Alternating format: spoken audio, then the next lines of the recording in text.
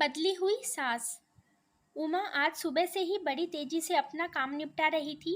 उसके पीछे की वजह भी बहुत खास थी। उसको पूरे 3 साल बाद अपने मायके जाने का मौका जो मिल रहा था।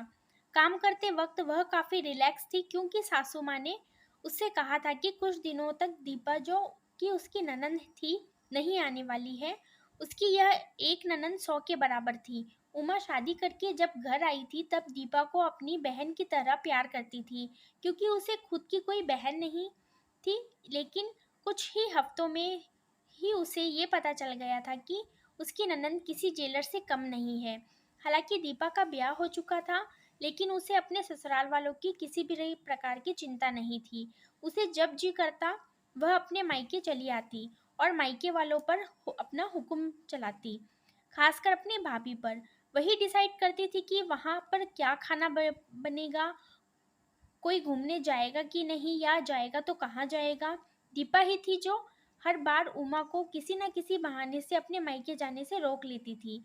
लेकिन आज का दिन कुछ अलग था क्योंकि माँ के कहने पर दीपा के पति ने उसके मायके जाने का इंतजाम कर दिया था। ट्रेन की भी टिकट बुक हो चुकी थी। सारा काम खत्म करके उमा अपने पति के साथ अपना सामान लेकर घर के बाहर निकलने ही वाली थी कि सामने से दीपा आती हुई दिखाई दी। दीपा जिसके मुंह पर बड़ी सी स्माइल और आंखों में चमक थी, वहीं दूसरी तरफ उमा की आंखों में उसको देखकर पानी आ गया था, जो बस आंसू के रूप में झलकना बाकी था। भैया भाभी के पास आकर दीपा ने कहा, क्यों भैया, कहाँ चले? अपनी पत्नी के साथ सैर सपाटा करने के लिए अपनी बहन को भूल गए क्या? दीपक ने कहा, कहीं सैर सपाटा करने नहीं, तुम्हारी भाभी को मायके छोड़ने जा रहा हूँ। अच्छा, मैं आई और भाभी जाएगी? क्या आपकी पत्नी को मेरा आना पसंद नहीं है? दीपा ने भाई भाभी को टोक मारते हुए कहा। मन में उदासी और आंखों में नमी लिए उमा पलटकर घर के अंदर जाने लगी क्योंकि उसने मान लिया था कि इस बार भी दीपा की वजह से उसके मायके जाना कैंसिल हो जाएगा।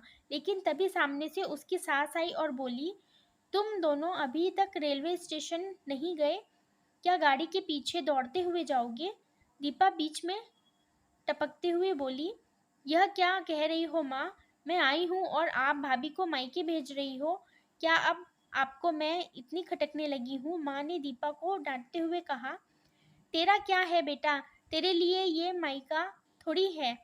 यह तो तेरे लिए एक प्रवास स्थल है जहाँ तू जब भी चाहे, जब अपने ससुराल में बोरियत महसूस हो, आ जाती है। लेकिन वह बेचारी तो ऐसा नहीं करती, बल्कि वह तो जब जाना चाहिए तब भी अपने मायके नहीं जाती। इसीलिए उसका अभी मायके जाना बहुत ज़रूरी है।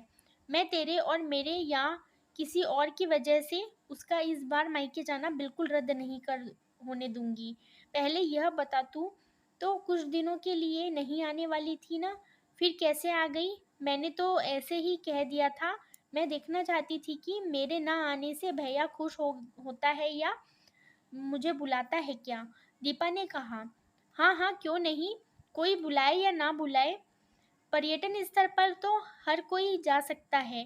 अब की बार मेरी बहू को उसके पर्यटन स्थल पर यानी कि उसके मायके जाने दे।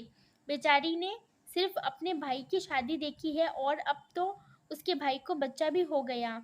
उसका मुंह तक नहीं देखा उसने। उसे भी अपने हिस्से का सुख भोगने दे। माँ ने दीपा को फटकारते हुए और उमा की साइड लेते हुए कहा। अपनी सास के मुंह से अपने लिए ऐसे शब्द सुनकर उमा की आंखें झलक गई।